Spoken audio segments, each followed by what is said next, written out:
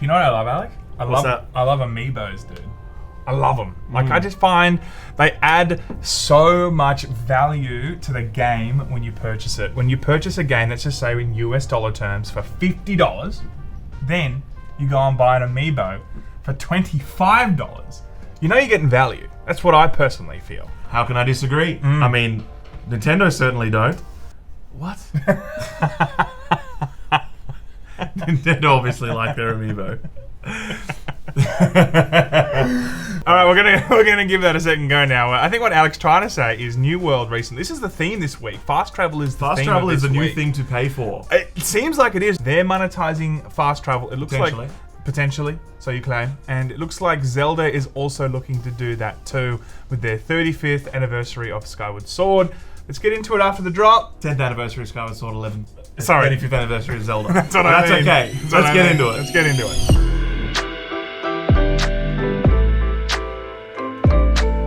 All right, we're in. We're in. We made it. We did a few takes of that. It took about 10 minutes to get there. All right, Skyward Sword HD is set to release in July.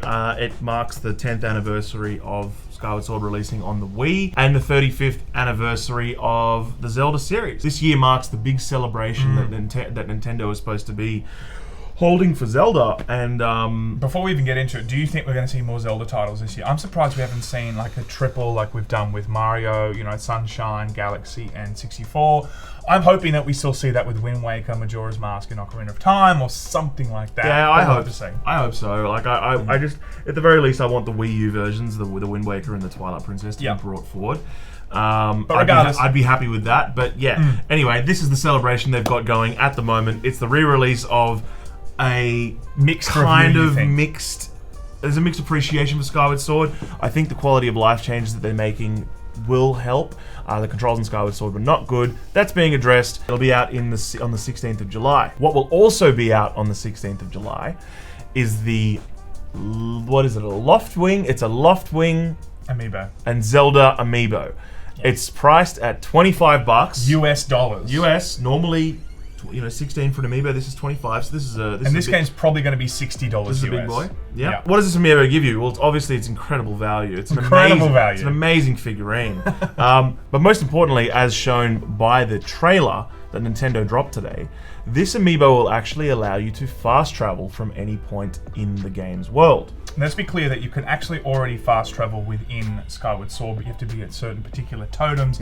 What this Amiibo is going to allow you to do is not only fast travel from anywhere in the map. If you're in a dungeon, if you're anywhere across Hyrule, you're going to be able to fast travel from there to anywhere and then fast travel back to that destination.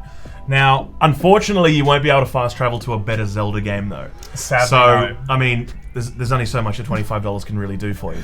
But look, I think that this is the first time I've seen an Amiibo really... Look, you probably have a bit more experience with Amiibos than I have. I'm surprised where they're going with these Amiibos and how much they're willing to take just basic quality of life things that I think should be in a remaster, and you're trying to monetize it not only for a normal $15 Amiibo, but for a $25 Amiibo. That's absolutely cooked, in my opinion. Let's clear up one thing. So Amiibo have been doing in-game items for basically as long as Amiibo's been around. The whole premise of Amiibo was you've got the little figurine and you've got your control and you scan it on there, it does something in your game. Up until now, it's mainly been cosmetic items and stuff like cosmetics. You know, in Breath of the Wild, you can get like one of the sword or like Skyrim, you could get the shield and a tunic, all that kind of stuff. That's right. So sometimes it's in-game items. Sure. Very rarely is it a case where it actually changes like a mechanic in the game. Yeah. Like the fundamental way that you can interact with the environment on a massive, open world global scale. Or how you just navigate the game. Yeah. So I mean, there was a Kirby game where you got like a power up and you could use it once a day. You scan it, and makes the level a bit easier. But like, this is an interesting case where Nintendo are actually building into an Amiibo a gameplay mechanic. But look, I think the big question is this something that Nintendo's really testing?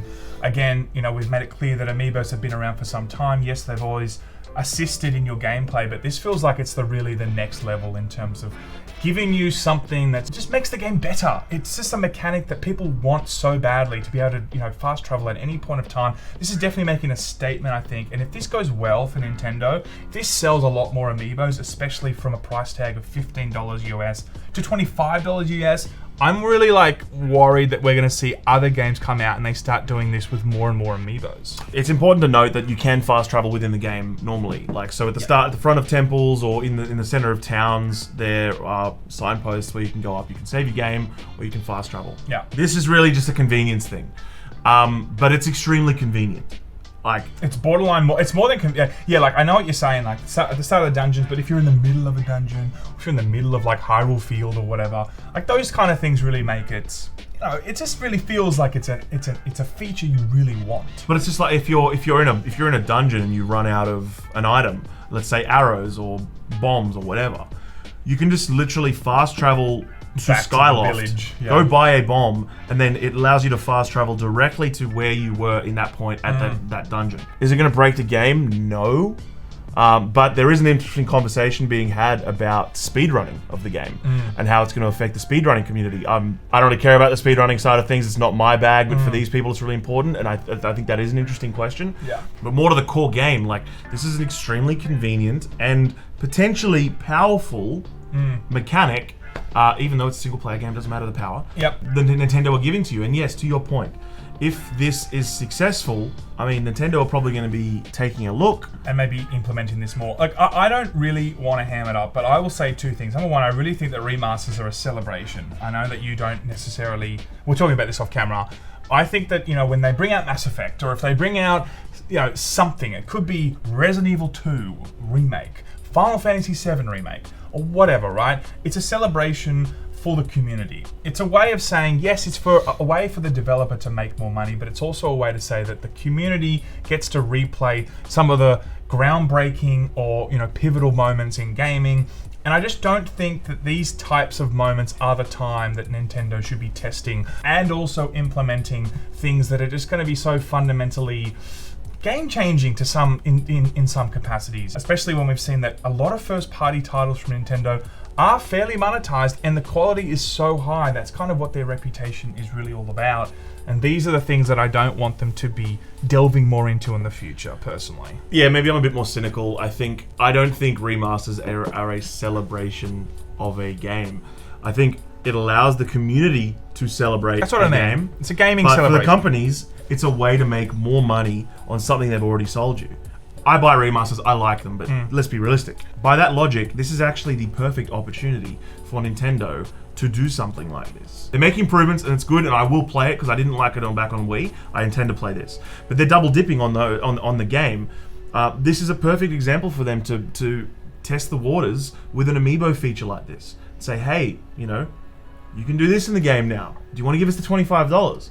Oh, great, you like it. All right, well, let's change our strategy moving forward. I wonder what we're going to see with Metroid 4 and shit. Well, yeah. I don't think this isolated instance of this fast travel mechanic is necessarily that problematic. It depends on how successful it is. That's the thing. Yep. That's the point. I think it's going to potentially set an interesting precedent of how Nintendo will do this moving forward. This might be their approach to XP boosters.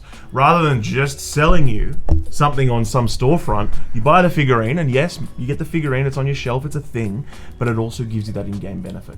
And so, I don't know. I think Nintendo might be testing the waters here, and it'll be interesting to see how the space develops.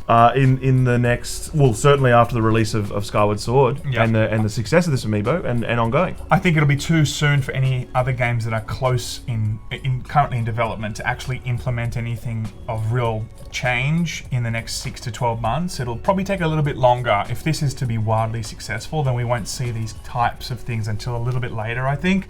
But you're right, it is an interesting space. Let's continue to watch it, I guess. That's what I'll be doing. That's what I'll be doing. And we'll be reporting it. Yes, and we will You will be deciding. Let's review Skyward Sword when it comes out. Hundy P. All right, guys, thank you so much for tuning in. We'll see you guys next time. Laymen out.